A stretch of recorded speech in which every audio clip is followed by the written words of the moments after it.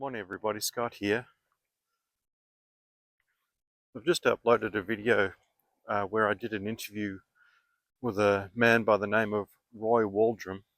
I did the interview in 2013, and there's a way of maybe introducing that interview because there's really no context to it other than just the interview itself. I thought I'd share my story of how I came to know Roy and become friends for a short time before he passed away in 2014.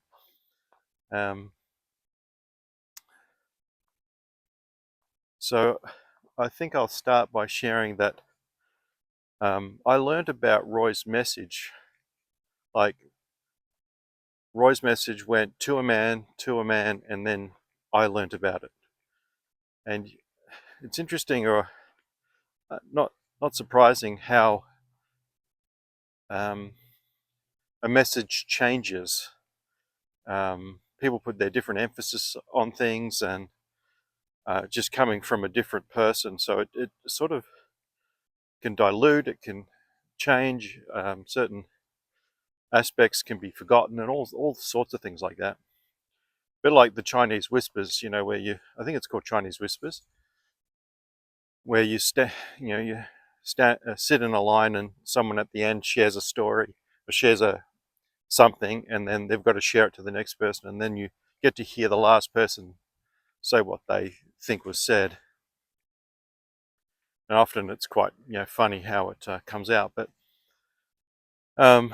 what I'm saying is, I put the interview with Roy really is getting the message from the horse's mouth, from the prophet's mouth, I should say.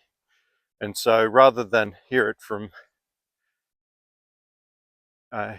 me, you can hear it straight from Roy. So hence the interviews there, and I've got a couple of other videos where I interviewed him on certain topics, so I'll release those as well. But yeah, the option there is to go straight to the interview and hear his testimony of following God. And he's probably the only person that I've ever met who had that childlike faith of following God. Like, just the Bible says it. It says that such and such is so, so it is so, and I'm gonna live by that. And you'll hear that in his testimony, how when something didn't go according to what he felt they should have based on the scriptures, he'll go into turmoil, because it's like, well, either God's real or he isn't, or I've missed it or I haven't, and he would not stop until that dilemma was resolved. And so it led to him being able to share his testimony. I should say his message of judgment and unforgiveness, amongst a lot of other things, around the world. And he's never, and follow the Lord and God will provide everything else. That's certainly been his testimony of just trusting that as he does his bit, that God will provide. And that's certainly his testimony of, I think, 40 plus years of God providing for his and his family's needs while he's followed him. So yeah, it's amazing how it was just an honor and a privilege and a blessing to have met him and spend some time with him. But how it all started was, I'd learnt about Roy's teachings, like I said, through other people, and I believe I watched the videos, but I think I just had to live out life more for some of his message to, I think, really resonate. And even though I knew it to be true, I just had to live some life first, because this is going back 20 years. So I probably learned about Roy probably around 2005, I reckon, somewhere around there. And eventually, I was invited to when he was visiting Melbourne, because he's a New Zealander. He was Kiwi, so he would travel over from New Zealand from time to time, and he was in Melbourne, and so I was invited to go along, and I met him, and just sat and really just observed, and like what, there to learn and understand and absorb. And I just wanted to introduce myself. So after the meeting, I just shook his hand, and um, shaking hands is an interesting business. And this is all hindsight now after the fact, but when I look back on it, um, I went to sort of lean in a little more on the handshake, and he sort of kept his arms stiff, and to sort of say, I'm not letting you in, sort of thing. And the way I sort of understand that now, I don't think he would have any if he was alive and I could talk to him, he wouldn't have any remembrance of any of this. It was all sort of unconscious, if you like. But it was almost like you've got to go and go on a bit of a journey before we talk again, sort of deal. Um, and so, um, and that's certainly what happened. So I'd met him, heard the message, and then it is really amazing, shocking even, when you try to pursue truth and you try to follow the truth, and that weird things occur. um, and I can't go into a lot of detail in this video, but I went through 5 years. It's not the whole 5 years, but basically 5 years of difficult times. Yeah, it's quite astonishing when I think about it.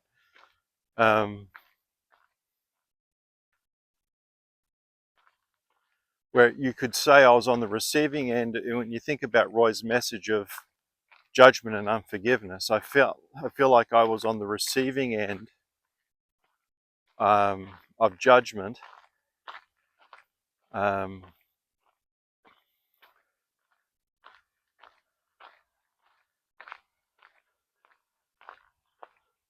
from many of the people that, or I won't say many, but from some key people that claim to be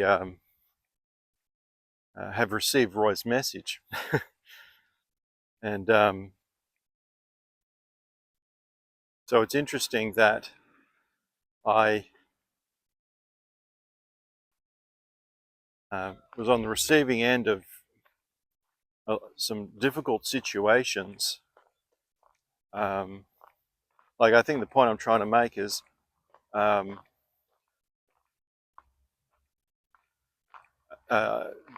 the judgment, the condemnation and attack that I received ultimately led to me reaching out to Roy 5 years later um, to get some help and understanding, because it's very easy when the negative things happen to think, well, what am I doing here? What am I doing wrong? And some of these people claim to be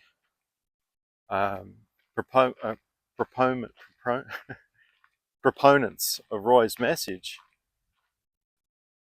So maybe I'm doing something wrong here. And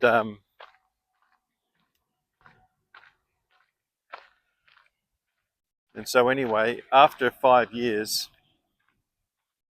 I might share more details of this later down the track. But 5 years later of really going through the ringer spiritually, which is is a trauma.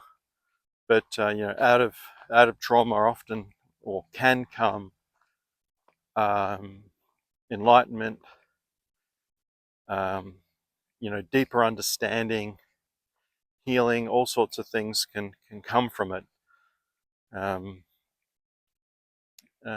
just depending on things. But anyway,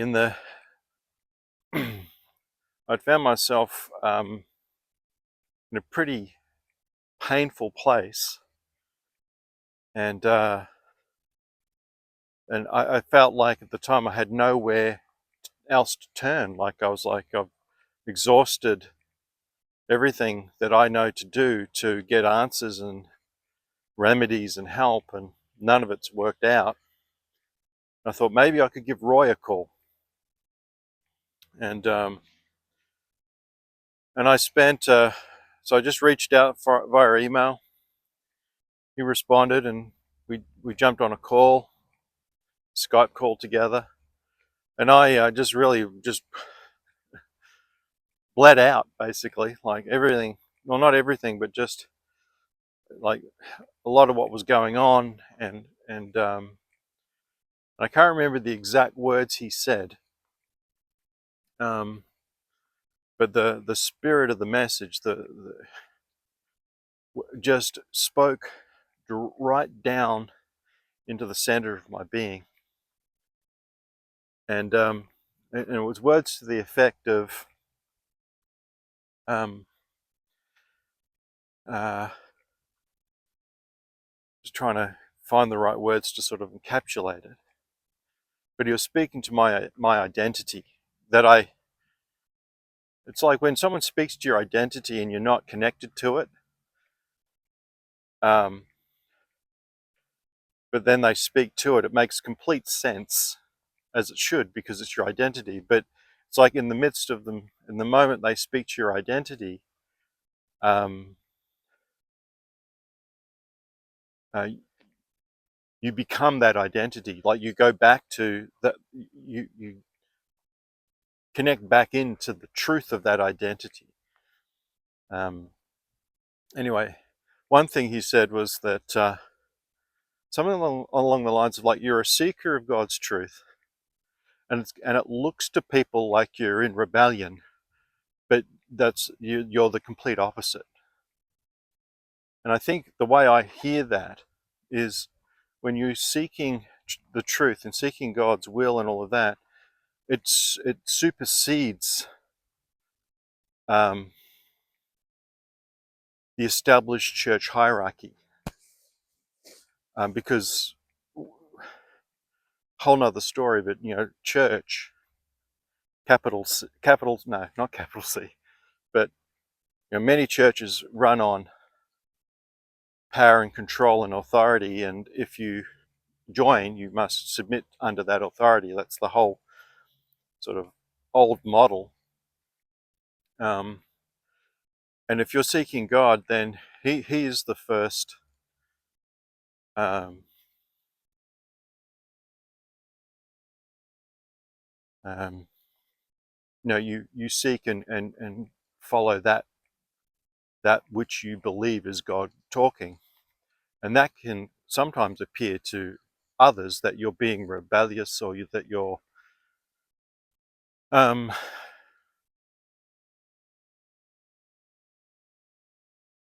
you're not controllable. Ultimately, you're not controllable.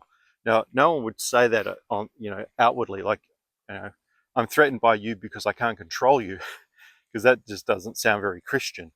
But that's essentially what is going on there, I think. Um,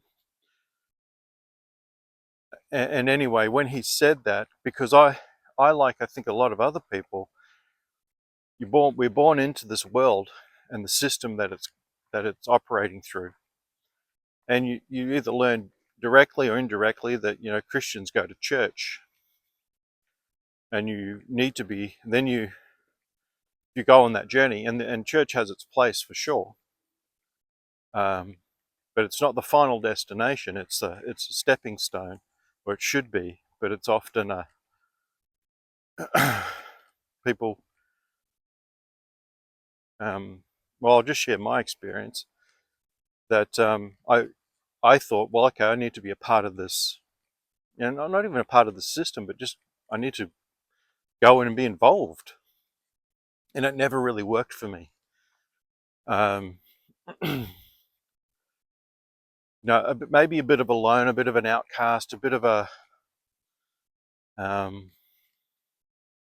see all of these as positive attributes now, but just never really felt a part of or connected in. And I can see now that that was for good reason, and thank goodness, thank God for that. But at the time, it's very confusing because I'm like, well, I'm doing all that I know to do. Why am I getting all of this pushback? And because I think essentially when people are following God, um, it stirs up the demons. And there's a lot of demons in the church, not in the body of Christ in the sense of God's, like Jesus's bride, right?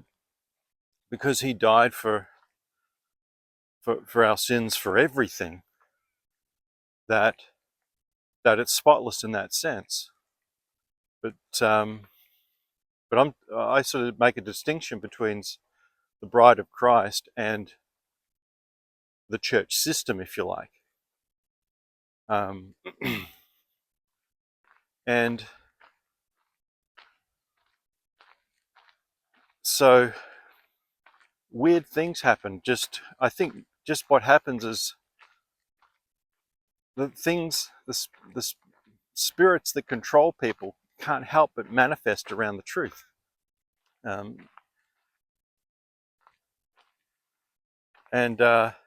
it's very confusing when you feel this ickiness, you feel this attack, this condemnation, this judgment from the very people that claim to be Christians, claim to be following God, and like what's going on here? So when Roy spoke to that my identity, he's essentially saying you'll never yeah, that was the other part of what he said to me. He said you'll never belong in that system. You'll never fit. You'll never fit, even though you try to. And I guess at the same time, while you're trying to fit, people will label you as rebellious because you're not fitting the mold, you're not fitting the system somehow, even though you're trying to, even though I tried. And it just spoke directly into me, and I felt instant freedom. Instant freedom. I was like, yeah, I've been trying to fit where I don't belong. And the moment I realized that, all of that whole riddle was solved. And I was free. So that was speaking to. So I guess the part that I'm trying to get across is like the obstacles that I've experienced have just been so out of the unexpected. So yeah, I guess just the challenges one faces when trying to walk, follow the truth, follow God, follow Jesus.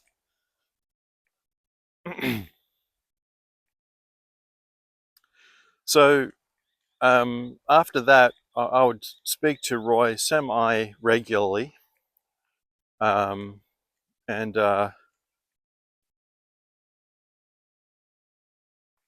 then it was like it's time to.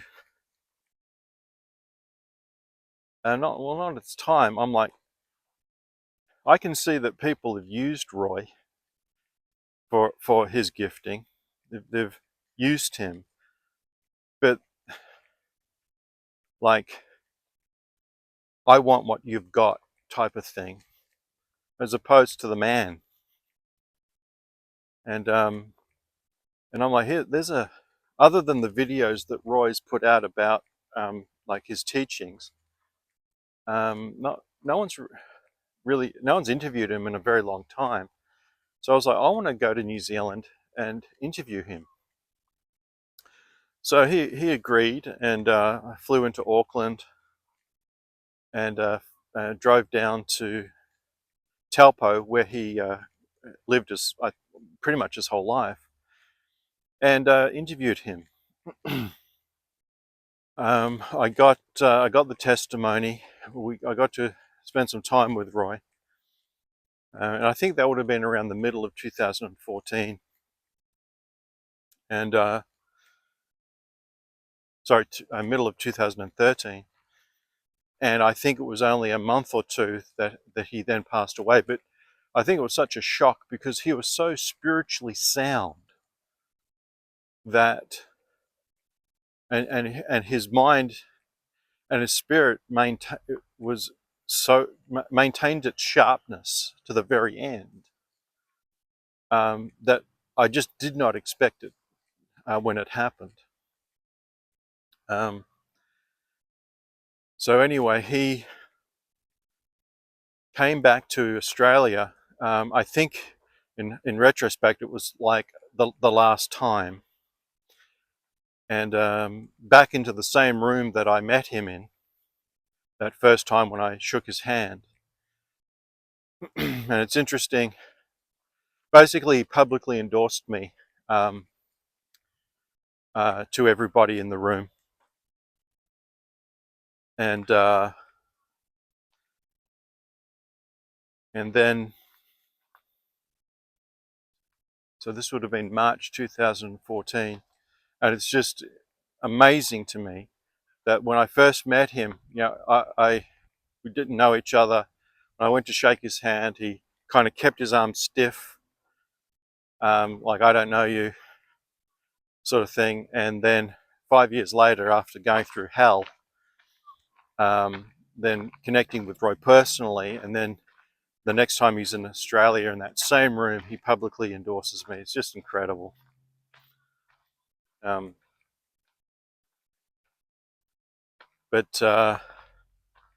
after that, I spent some time with him, and then what happened? Soon after that, so that maybe a month later, I think he passed away.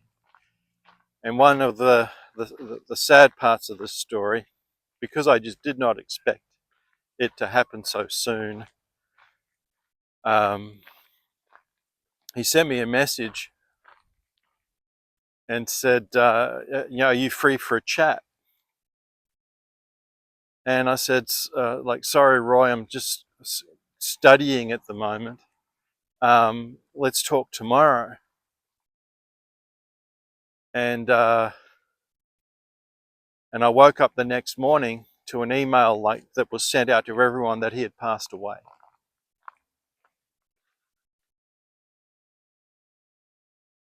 I was just in shock. And I think it's only dawned on me in recent, maybe this year, even though I felt it at the time, like, oh man, I could have talked to him yesterday and I wonder what we're going to talk about and what, maybe he knew he had hours. And I said, I'm studying. Just one of those things, And where one day we'll get to talk again for sure. But it's probably just been I've been reflecting in my life in the last year, where that I've really felt that disappointment on a deeper level about wanting to have had a chat with him. And that of all the things, all the reasons I was studying for a graduate diploma that I ended up just throwing away anyway because it was just the wrong path for me. So this is a long video. Just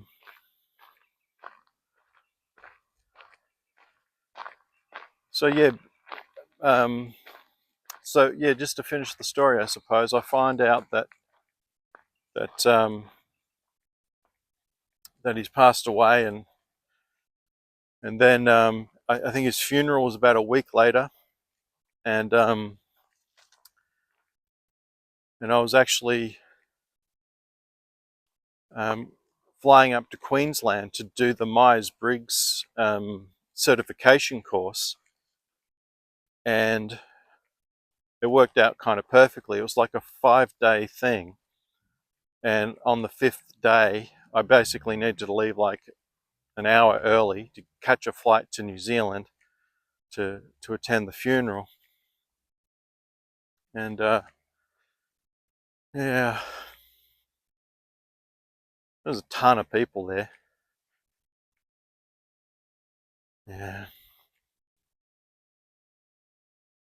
it's interesting. I was at one of his sons' uh, house that night for just a gathering, and I was speaking to um, some of his sons, and I felt um, the essence of Roy in them. You know, like he lives on. You know, it was quite emotional, a little bit emotional actually, just seeing that.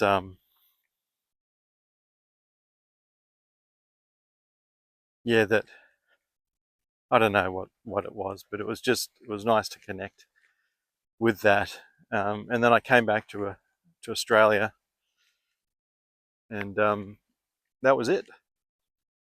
So it was just great to have had met him and spent some time with him, and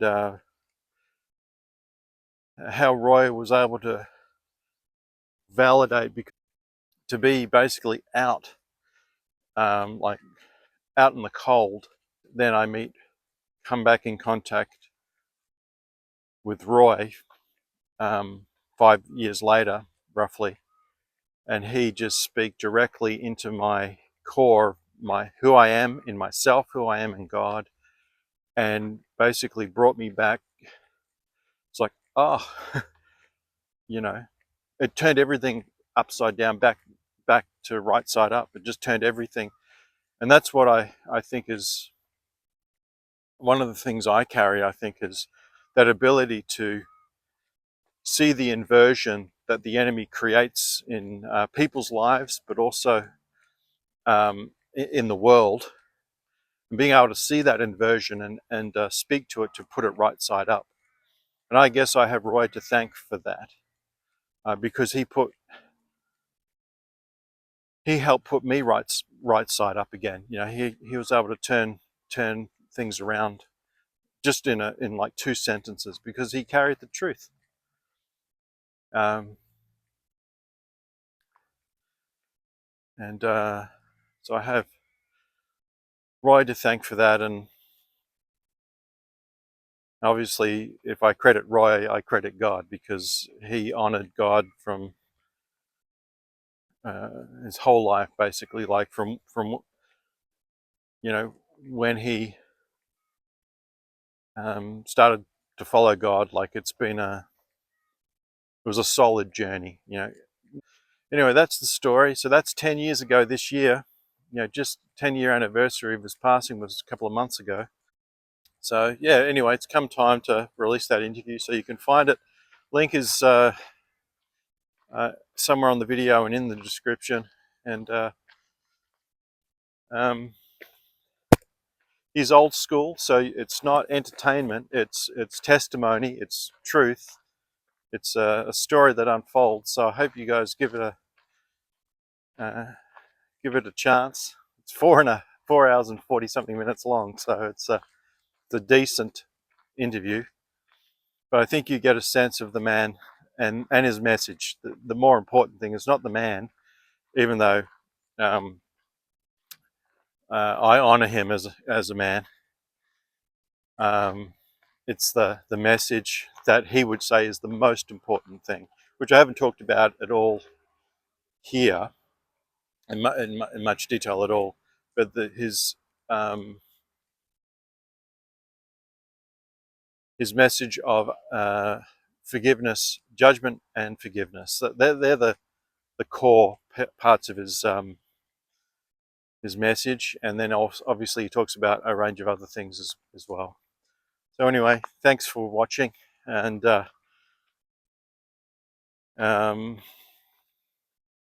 anyway, I'll leave it there, and I'll see you again in another video.